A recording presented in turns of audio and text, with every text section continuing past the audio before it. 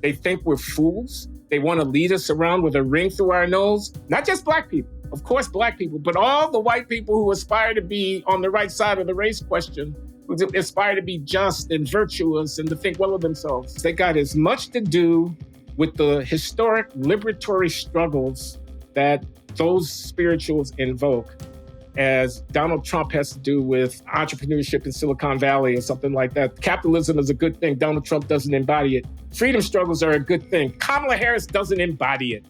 My next word is democracy. You had a piece on that. I don't think you like the focus on democracy. I think it's too abstract. It's just, that's not what the woman running the liquor store in Bethlehem, Pennsylvania is thinking about. I get the point, but you're not going to win an election saying our democracy is being threatened. That's just a song. Well, it's meant to invoke January 6, 2021, and it's meant to tell you that Trump will undermine the institutions of constitutional order if he gets power. Well, they should say and that. You don't want that to happen. Well, they should put it that way. Don't refer to that with a Greek word. It's just it's too abstract. Yeah, I take your point, but a lot of people could miss that. Now, the key word that I took out of the DNC's 4 days this year was freedom. Reproductive freedom on the abortion issue, social economic freedom on the policy front. Tuition loan forgiveness, help you buy a house if you're a first-time home buyer, easier costs of prescription drugs if you're a senior. Freedom to vote.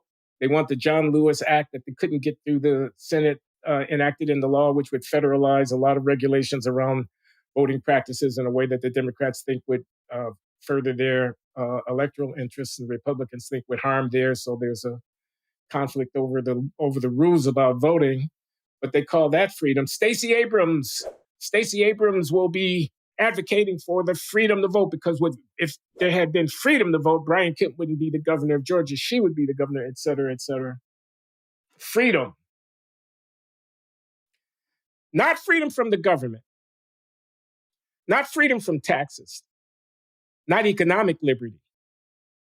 Not the kind of freedom that libertarians celebrate, which is leave me alone. I mean, really leave me alone. Don't just leave me alone with respect to ending my pregnancy. Leave me alone with respect to spending my money. It's mine. Not that kind of freedom.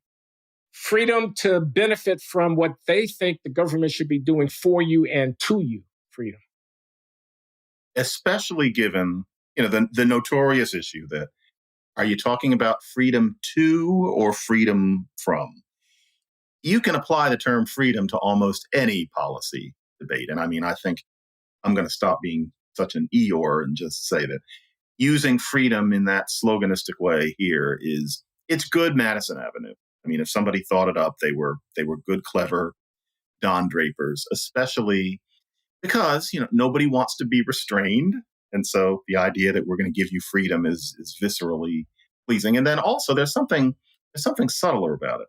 When we say freedom now, especially given the personnel, we imagine Aretha Franklin singing it, and Kamala's brownness and the idea of freedom, everybody's thinking it, even if they don't know they're thinking it. That helps too, because the idea is just that this is about us. We're going to do what we want. And then also freedom from slavery. We Black people are all about freedom. It pushes so many buttons that I can't complain. But really, it's too clever by half, people sometimes say. It's not real, but okay.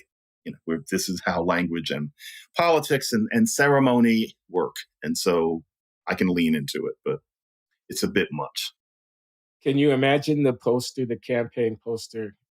I should hope that it will never actually be produced, which features Kamala Harris in the center, like that Time magazine cover, radiant and visionary looking, gorgeous, wise, a sage, a woman for the ages, flanked by Martin Luther King Jr., the iconic figure whose birth we celebrate every year in January and who is a national institution. He might as well be on Mount Rushmore on one side. Who are you going and to put on the other side? Barack Hussein Obama. I'm going with you. I'm going with the freedom. Everybody wants freedom.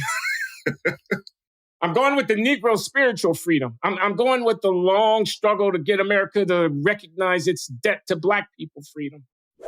I'm going with our time has come freedom. Jesse Jackson weeping in Grant Park in 2008 when Obama gave his post-election speech. Kind of freedom. And I'm saying Kamala Harris is going to appropriate that for her political ambitions?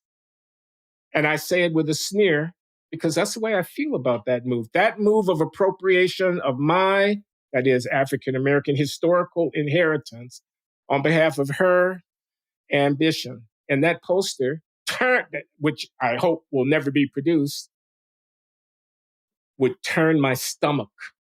They think we're fools. They want to lead us around with a ring through our nose. We, not just Black people, of course, Black people, but all the white people who aspire to be on the right side of the race question, who aspire to be just and virtuous and to think well of themselves.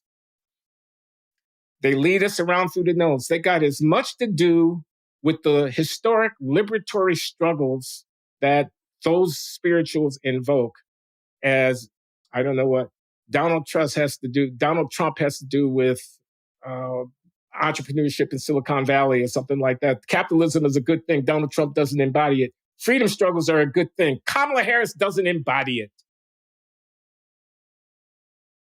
For one thing, you created the poster. Somebody is doing it with AI, like as soon as this drops. But I'm sorry to hear that. I viscerally agree with you, but she did become a senator, right? She did. She did some things, but all of that would be performance art, and it would be a kind of appropriation, and I suspect even she would know it. I don't get the feeling she would walk in ignorance about that. I get there'd be a little of her that we would even know this is what we have to do. This is what one does. She doesn't strike me as full of herself to that extent. And I happen to, just by chance, this is not name dropping, I know some people who used to know her rather well. And unless they're really missing something, she's not the kind of person who would be so full of herself as to, like, say, Trump, as to actually think that was appropriate. She would know that it was just good politics. But yeah, that poster, which is going to be on X, formerly known as Twitter, and then reproduced in about a week, that poster is unfortunate. Yes. I'm picturing it Shepherd Ferry or something like that. Yeah, it wouldn't be right.